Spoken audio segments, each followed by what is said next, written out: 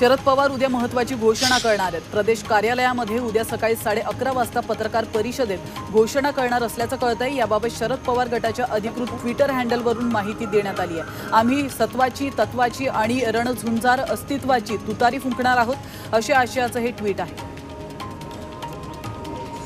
अजित पवार सर्वात मोठे गद्दार आहेत अशी टीका जितेंद्र आव्हाडांनी केली आहे। ज्यांनी भाजपसोबत हात मिळवणी केली ते सर्वात मोठे गद्दार आहेत असं देखील जितेंद्र आव्हाड म्हणाले। ठाण्याच्या मुंब्र्यामध्ये वाढदिवसानिमित्त आयोजित केलेल्या कार्यक्रमात आव्हाडांनी हे वक्तव्य केलंय। आगामी विधानसभा निवडणुकीत काँग्रेसच्या 5 आमदारांचा पत्ता कट होण्याची शक्यता आहे। सूत्रांकडून ही माहिती मिळाली आहे। विधान परिषदेत विरोधात वोटिंग करणाऱ्या आमदारांचा पत्ता कट होणार असल्याचं सूत्रांकडून कळतंय। काँग्रेस हायकमांडने 5 आमदारांना तिकीट देऊ नका असे आदेश दिल्याची माहिती सूत्रांकडून मिळते। मनसेचे सचिव संदीप देशपांडे यांनी आदित्य ठाकरेंवर हल्लाबोल केलाय। आदित्य ठाकरेंनी काल मनसे सुपारी पक्ष आहे 5 वर्षांनी झोपेतून उठलेत अशी टीका केली होती। त्यावर संदीप देशपांडे यांनी झोपी गेलेला जागा झाला या नाटकाचं नाव घेत एक वाक्य बोलायचं आणि पळून जायचं, पळ कुठे आहेत असं प्रत्युत्तर दिलंय। राष्ट्रवादी काँग्रेस शरद पवार पक्षाने विधानसभेच्या दृष्टीने कंबर कसली आहे। 288 विधानसभा मतदारसंघात 288 समन्वयक नेमण्यात आलेत। लोकसभा निवडणुकीच्या वेळेची रणनीती विधानसभा निवडणुकीमध्ये देखील वापरण्यात येणार असल्याची माहिती मिळते। छत्रपती संभाजीनगर जिल्ह्यातील 9 मतदारसंघांपैकी 4 मतदारसंघांमध्ये दुबार नाव असल्याची तक्रार करण्यात आली आहे। तर शहरातील 3 मतदारसंघात 1 लाख दुबार नाव असल्याची तक्रार करण्यात आली आहे। याची जिल्हाधिकारी कार्यालयाने गंभीर दखल घेतली आहे।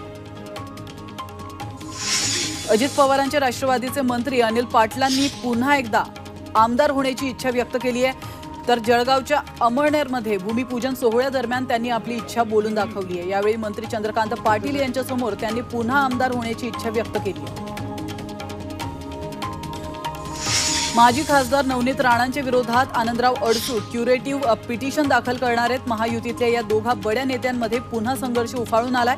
शिवसेनेचे माजी खासदार अडसूळ यांना राज्यपाल पद न दिल्याने नाराज आहेत। त्यामुळे आनंदराव अडसूळ पुन्हा नवनीत राणा यांच्या विरोधामध्ये आक्रमक झाल्याचं पाहायला मिळतं। बुलढाणा जिल्ह्यातील सिंदखेड राजा मतदारसंघात काका आणि पुतणीमध्ये लढत पाहायला मिळण्याची शक्यता आहे। अजित पवार गटाचे राजेंद्र शिंगणे यांची पुतणी गायत्री शिंगणे ही काकांविरोधात मैदानात उतरली आहे। तर माघार घेऊन पाठिंबा द्या असं आव्हान तिनं राजेंद्र शिंगणे यांना दिलं। नंदुरबार जिल्हा परिषद सभागृहात ठाकरेंची शिवसेना आणि भाजपमध्ये सामना रंगलाय। सभेचे अजेंडा आणि प्रोसिडिंग मिळत नाही यावरून दोन्ही पक्षात वाद निर्माण झालाय।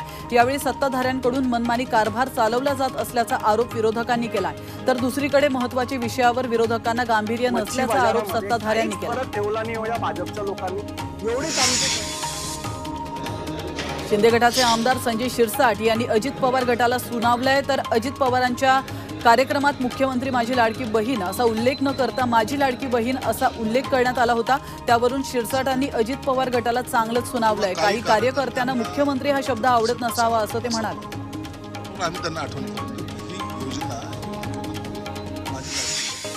मनोज जरांगे ओबीसीतून आरक्षणाची जी मागणी करतात ती मागणी महाविकास आघाडीने जाहीरनाम्यामध्ये टाकावी असं चॅलेंज भाजप नेते रावसाहेब दानवे यांनी दिलंय। आणि त्याचबरोबर जरांगे पाटलांनी खुशाल उमेदवार उभे करावेत, त्यांना अधिकार असल्याचंही जालन्यातील पत्रकार परिषदेत दानवेंनी जरांगेंना चॅलेंज केलं। मराठा आंदोलनकर्ते रमेश केरे पाटील यांनी सागर बंगल्यावर जाऊन उपमुख्यमंत्री देवेंद्र फडणवीसांची भेट घेतली आहे। मराठा आरक्षणाची भूमिका स्पष्ट करावी अशी मागणी यावेळी त्यांनी केली आहे। तर मराठा समाजाचा राजकीय फायदा घेतला जात असल्याचा आरोप त्यांनी केला। जालन्यातील भोकरदनमध्ये मराठा आंदोलक आक्रमक झाल्याचं पाहायला मिळालं। मनोज जरांगे पाटलांच्या विरोधात वक्तव्य करणाऱ्या मराठा नेत्यांविरोधात मराठा आंदोलकांनी आंदोलन केलं। यावेळी मराठा आंदोलकांनी नारायण राणे, नितेश राणे, प्रवीण दरेकर आणि अनिल बोंडे यांच्या फोटोला जोडे मारून त्यांचा जाहीर निषेध आंदोलकांनी व्यक्त केला। जालन्याच्या मंठ्यातील कैंधळीमध्ये मराठा आंदोलक आक्रमक झाल्याचं पाहायला मिळालं। मराठा आंदोलकांनी राज ठाकरे आणि नारायण राणे यांच्या फोटोला जोडे मारून पुतळे जाळले आणि यावेळी आंदोलकांनी जोरदार घोषणाबाजी करत त्यांचा निषेध व्यक्त केला।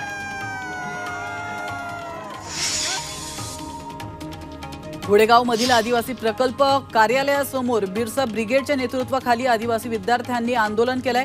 विद्यार्थ्यांच्या जेवणामध्ये अळ्या आढळल्याच्या निषेधार्थ हे आंदोलन करण्यात आलंय। यावेळी दोषींवर कठोर कारवाईची मागणी करण्यात आली। बीड नगरपालिकेमध्ये शिवसंग्रामने जोरदार आंदोलन केलंय। आंदोलकांनी मुख्य अधिकाऱ्यांच्या कार्यालयात ठिय्या मांडला। शहरातील विविध प्रश्न मार्गी लागत नसल्याने हे आंदोलन करण्यात आलं। यावेळी या आंदोलनात डॉक्टर ज्योती मेटेही सहभागी झाल्या होत्या। वाशिमच्या कारंजा या ठिकाणी शेतकऱ्यांच्या विविध मागण्यांना घेऊन तहसील कार्यालयावर कर्जमाफी आक्रोश मोर्चा काढण्यात आला। यावेळी हा मोर्चा कारंजाच्या झाशीच्या राणी चौकामध्ये काढण्यात आला होता। या आक्रोश मोर्चामध्ये राष्ट्रवादी काँग्रेसच्या कार्यकर्त्यांसह शेतकरी सहभागी झाले होते। सांगली जिल्हाधिकारी कार्यालयावर शिक्षक आणि संस्थाचालकांकडून विविध मागण्यांसाठी मोर्चा काढला। राज्य सरकारने मंजूर केलेला सेवक संच कायदा रद्द करावेत, त्याचप्रमाणे शाळा तिथं मुख्याध्यापक मंजूर करावेत यासह शिक्षकांच्या विविध मागण्यांसाठी हा मोर्चा काढण्यात आला। सोलापुरात शिक्षकांनी प्रशासनाविरोधात मोर्चा काढला आहे। तर जुनी पेन्शन योजना लागू करा, पवित्र पोर्टल वरील शिक्षकांची नियुक्ती ताबडतोब करा, शिक्षकेतर कर्मचाऱ्यांना मान्यता द्या, त्याचप्रमाणे मेडिक्लेम योजना द्या, अशा विविध मागण्यांसाठी शिक्षकांनी हा मोर्चा काढला। वर्ध्यातील हिंगणघाट परिसरामध्ये शिवसेनेच्या ठाकरे गटाकडून आंदोलन करण्यात आलंय। तर हिंगणघाट मार्गावर मोठमोठे खड्डे पडल्यामुळे आंदोलन करण्यात आलंय। यावेळी खड्ड्यांमध्ये बेशरमचे झाड लावून आंदोलकांनी लक्ष वेधून घेतलं। तर हा मार्ग दुरुस्ती करण्याची मागणी देखील करण्यात आली। पुण्यात मुख्यमंत्री यांच्या विरोधात स्थानिक महिलांनी आंदोलन केलंय। डेक्कन पुलाची वाडी परिसराला पूरसदृश परिस्थितीचा मोठ्या प्रमाणावर फटका बसला आणि मात्र तरी देखील या भागामध्ये कोणीही पाहणी किंवा मदतीसाठी आलं नाही। त्यामुळे महिला आक्रमक झाल्यात। मुख्यमंत्री फक्त सोसायटींचीच पाहणी करून मदत जाहीर करतात, गरिबांकडे का लक्ष देत नाहीत असा आरोप या महिलांनी केलाय।